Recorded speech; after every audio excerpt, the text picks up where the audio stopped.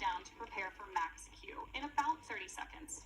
As you may have heard us explain before, this is the period of highest aerodynamic pressure on the vehicle. Power and telemetry nominal. That's because at this point, we are seeing the greatest difference in dynamic pressure, which is increasing with the rocket's speed, and ambient static pressure, which is decreasing as we move up through the Earth's atmosphere. Vehicle is supersonic. With that call out, we know that Falcon 9 is moving faster than the speed of sound.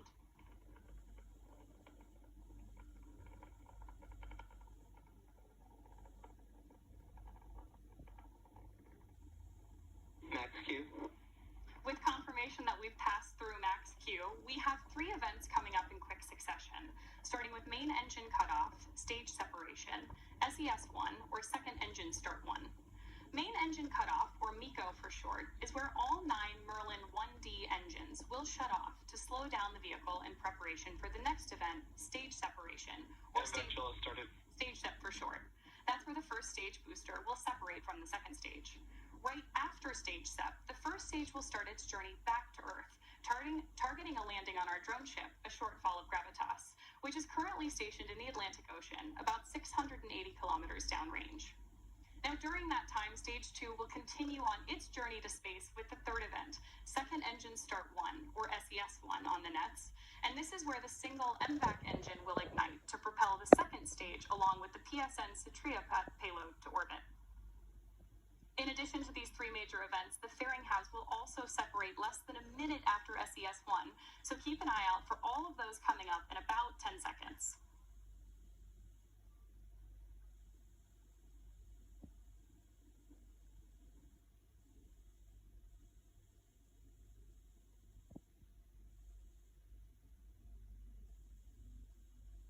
Main engine cutoff. Stage separation confirmed.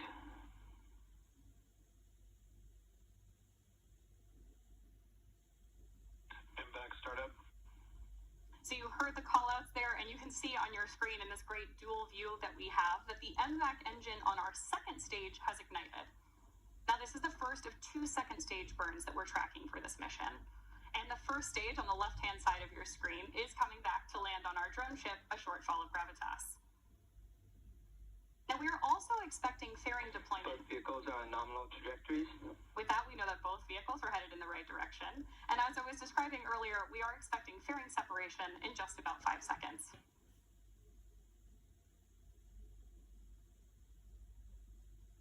Fairing separation confirmed.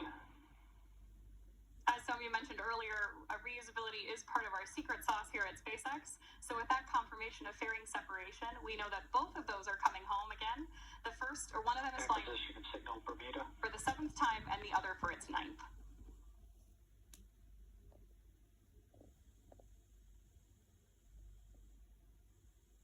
It's now T plus 3 minutes and 55 seconds into today's mission, and we have a great view of stage 1 on the left and stage 2 on the right.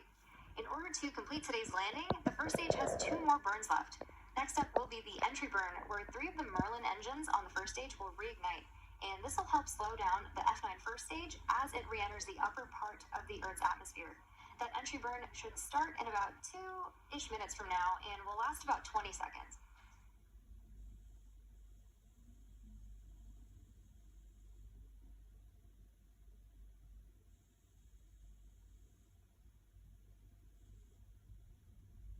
You can see 2 of the 4 hypersonic grid fins that are positioned near the base of the interstage on the booster.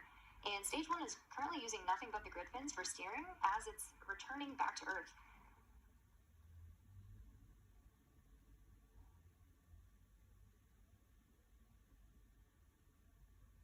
You can also see those little puffs of gas. Those are nitrogen gas bursts for attitude control, and they also help orient the rocket on its way back down.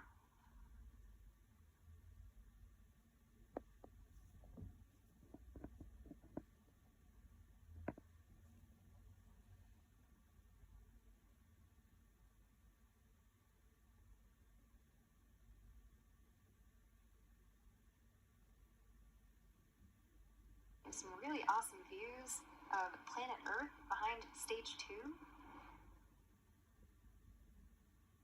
And again, that entry burn on the first stage coming up in about a minute.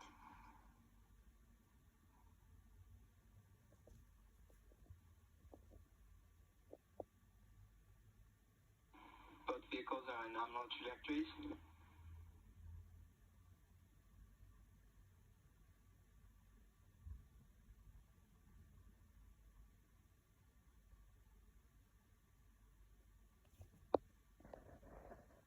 Like I promised, we have great views of Earth behind MVAC and behind the first stage as it's coming back down to Earth.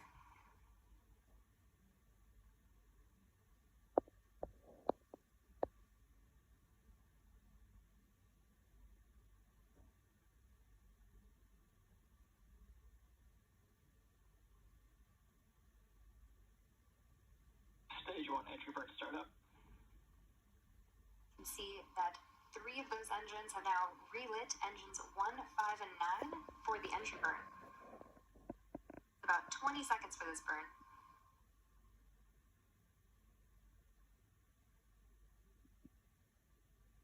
Stage 1 entry burn shutdown.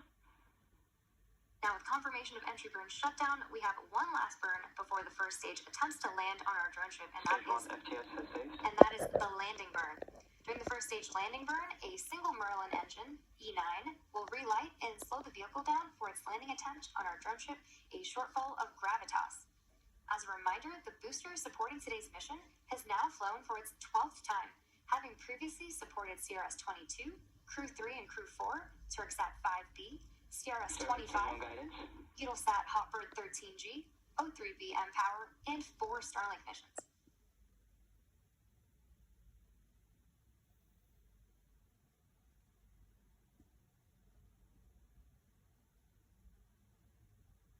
We'll also be coming up on SECO 1 or second engine cutoff 1 in about 30 seconds from now. Stage 1 transonic. Stage 2 FTS is saved.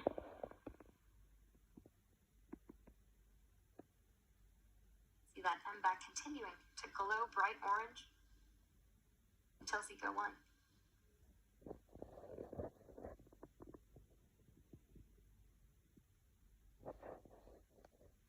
Nominal orbit insertion. MVAC shutdown. Great callouts for SECO 1 and nominal orbital Stage 1 landing insertion. burn.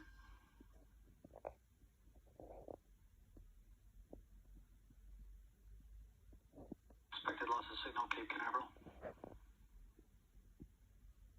There's that view of landing burn. Stage 1 landing leg deploy.